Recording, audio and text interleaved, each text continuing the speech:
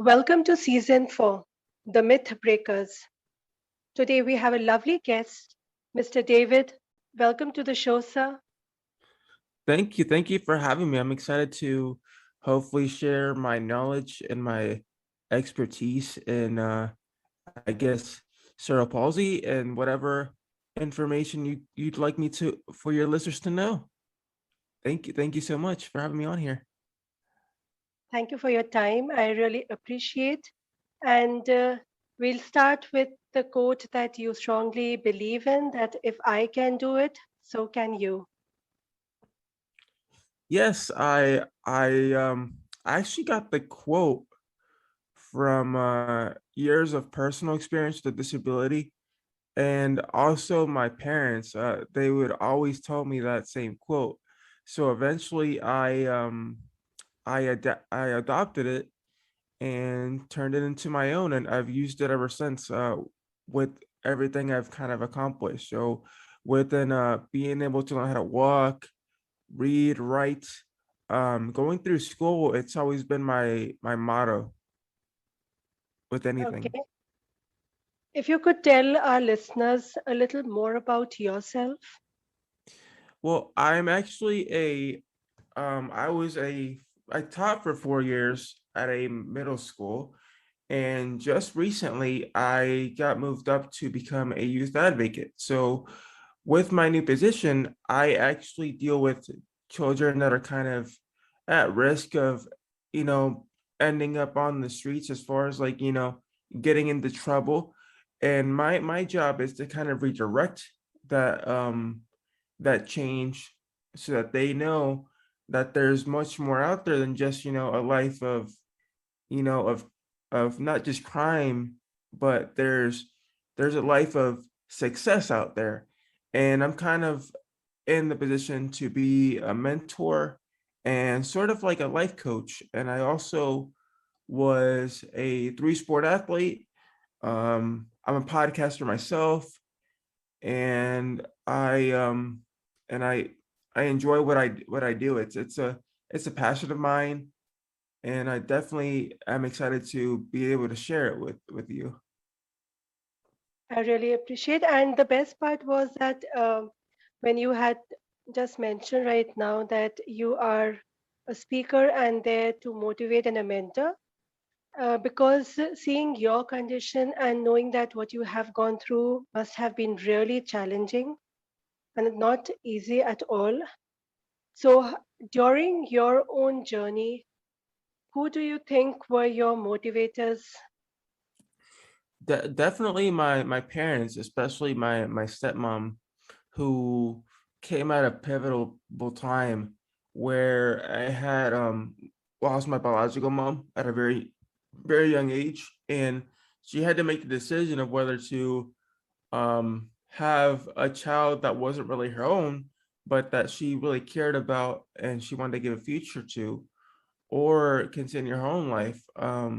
She chose to give up her youth in order to take care of me so that I could have the life I have now. Because without her, I mean, both my parents in general, I wouldn't be in this position that I am today, being able to motivate others and living my life and embracing my disability. And without them, I wouldn't be doing that right now. So, it's like all our regards and huge round of applause for your parents for raising such a wonderful child and who is a disability advocate himself and cheering up the atmosphere wherever you are going. Yes, it's truly a privilege and somewhat an honor to meet so many different people from not just locally but across the globe, and being able to make a difference in their lives. And honestly, that's what you and I are kind of, in a sense, put on this world for, is to kind of make a difference in our own ways. Absolutely. Because it's just that, as you had just said, that you and I have connected for the same cause to spread positivity and the hope part that, yes, despite of all the difficulties there's always a way out. Exactly. You just have to always believe in yourself, and it starts with you. You know, if you're thinking negative thoughts consistently, uh then negative things will follow. But if you think positive thoughts will follow. But sometimes just you alone, you can't accomplish those goals. Sometimes if you have a trusted friend, a trusted relative, anyone that you know that you can get close to, that you believe that can help you achieve that success and that can motivate you, that's always a good thing. I'm just curious to know that is there any particular type of questions that when anyone has this particular type of, differently abled people, especially, and they are asked particular question, can you just share, had there been any question? Um, I get a lot of is the disability permanent? Also, is it curable? Of course, it is permanent, and there's also no cure for it, but you can manage it through exercise and the proper diet. And then Okay. I'm sorry, and then I also get the question of, is CP does it affect you mentally? Because when I was younger, people would confuse cerebral palsy with being intellectual or developmentally delayed. Um, with CP, it really varies because CP could affect various forms. So it could be speech, it could be physical, it could be coordination. With mine, it's the right side of my body. So I walk with a limp, and then the strongest side is my left side. I'm a spastic hemi, which means that it affects the right side of the body. And then it happened because of lack of oxygen to the brain. So really with those are the main questions that I get really asked, all the time. Okay. Any question is disturbing? Um, not really. From adults, I get a lot of the can I pray for you? That's kind of, I get it from a sense of, of religion and spirituality, and I respect that. But sometimes people tend to ask it to there's a point where it's like offensive in a way. They don't mean to be offensive, and Mm-hmm. and I'm all for it, for them being kind and friendly. But sometimes if it wasn't me that they were asking, sometimes people can get offended. So I'm okay with it. I don't let it bother me. And in the back of my head, it is an offensive question, but I personally, I don't let it bother me. I'm okay with it. I'll answer questions. I've even joined in prayer just for respect. True. The reason why I am asking is because, in layman's language, you know, uh, because people actually don't know how to respond or react when they see some differently abled person like in a mall or someplace. So that was the reason I am trying to actually know, is there any question that people should be aware not to ask? Definitely, definitely, if they can pray for you, or if there's a way that they can heal you. Those are the two questions that I think that most people should never ask, because depending on the person, it can offend them. So I would recommend to avoid those questions. Thank you so much. That was really helpful, and the information that you had shared is really insightful. And the way you have dealt it is like amazing. It's very inspiring. Thank you so much. You have to be positive as much as you can, because sometimes people are taken aback by that positivity when you're, and I've learned that over the years as I've matured, and it's always important maintain that positive mindset. People are going to say things you don't like. People are going to say things that you do like.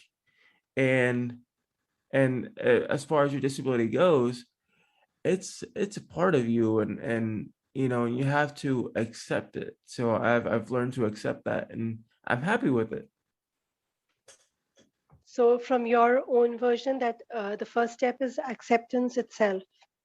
Yes, and truly, it took me a very long time. It took me until I was 25 years old to finally accept myself, and now for the past 5 years, I've been able to use it to make a difference in the world. That's really good. What is your coping skill?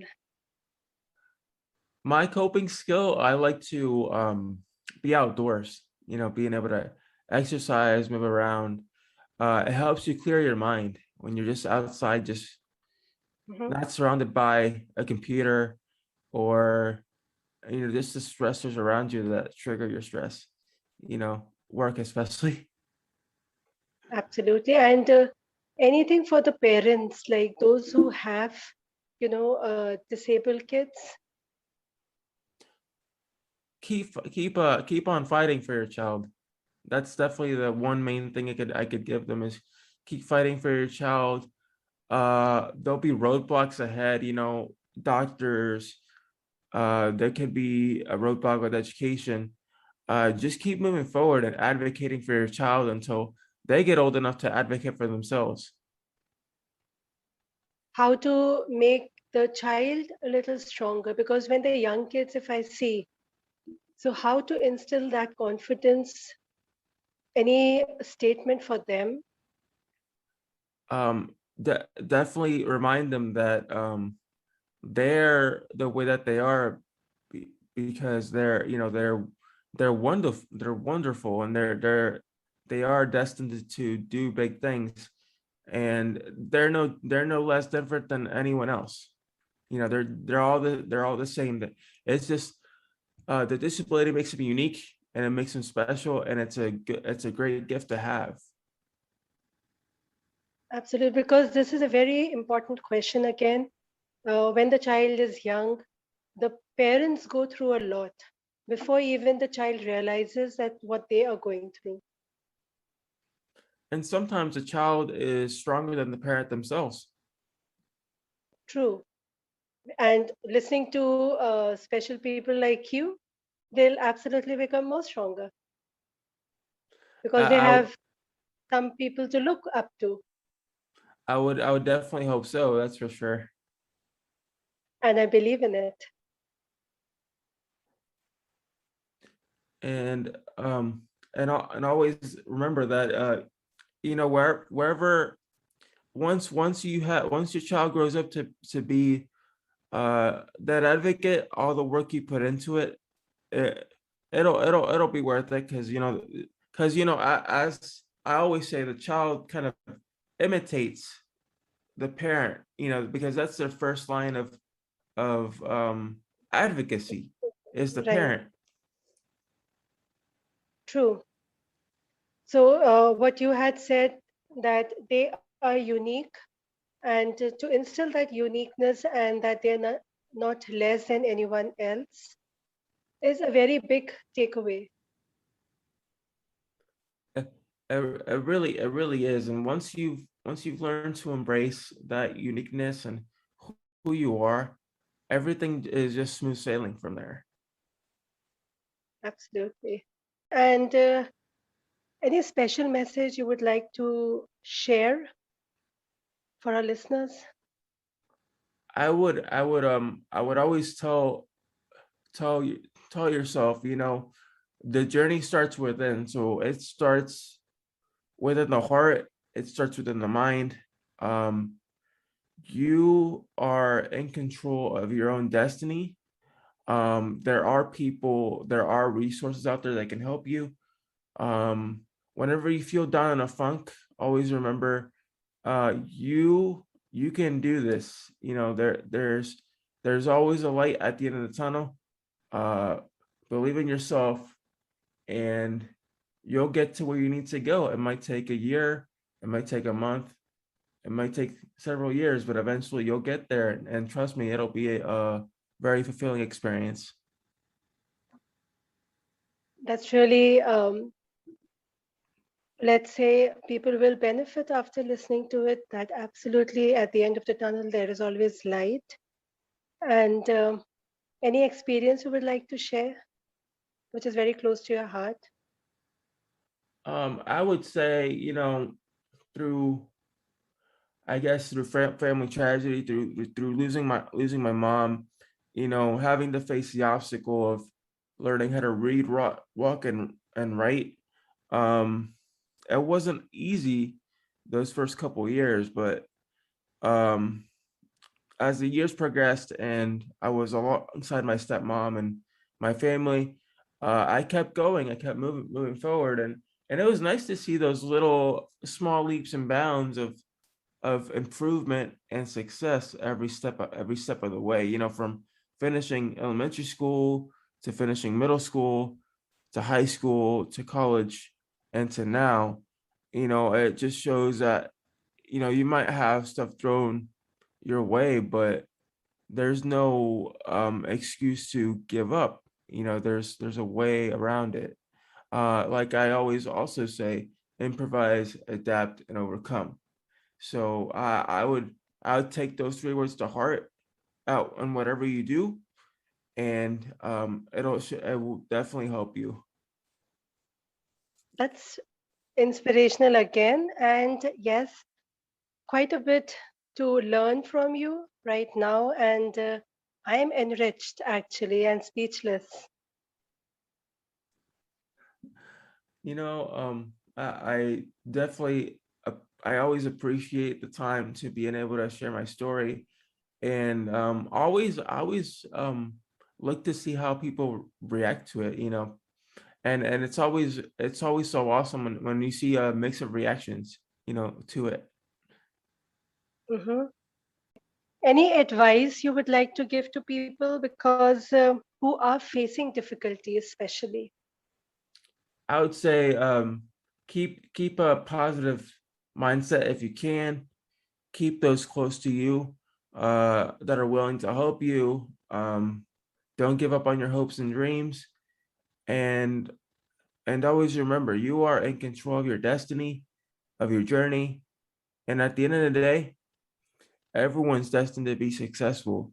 It's just you have to remember it doesn't happen overnight, but you will get there. Absolutely. And with that note, like I would also like to add to whomsoever is listening to us that you can always listen to Mr. David and his podcast. He is a disability advocate and really a good speaker. And I will share the links along with the post so you can reach out to him and follow him on Instagram and elsewhere. Thank, thank you so much for having me on the show. I really enjoyed our time and our conversation. Thank you so much, Mr. David. And Thank you. Thank yeah, you so much. thank you. Take care. You too. Bye. Thank you. Welcome. Have a nice day. Thank you. You too. Be safe. You too. Bye. All the best for your job. Thank you so much. This was our third guest, Mr. David Figueroa from Florida, USA. The journey of a young boy who was born the size of a mic to holding a mic has been incredible.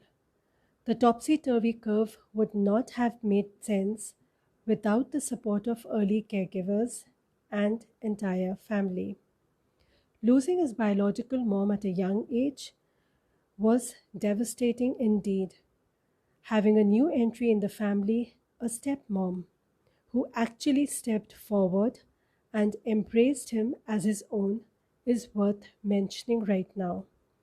I salute her for her sacrifice, unconditional support, guidance, and love. Thus, the journey of David began towards a great disability advocate and a motivational speaker. David also uses his platform to allow others, through his blog, Cerebral Palsy and Fitness, to share their stories of triumph and success, in a hope that others find the strength while they are listening and spread positivity within the disability community and elsewhere. David continued to spread the message that there is always hope no matter what obstacles you are faced with. And if you take your negativity in life and channelize it properly, you can transform it into something positive. You can become successful and work towards achieving your goals. His motto, "If I can do it, so can you." And with that, he has been moving ahead with a positive attitude and thereby spreading positivity. We all have heard him and his journey and his experience, which is inspirational in its own way. So let's join hand and spread the message across. On that note, I end the episode. Hope to see you in my next episode. Till then, take care and be safe. Bye.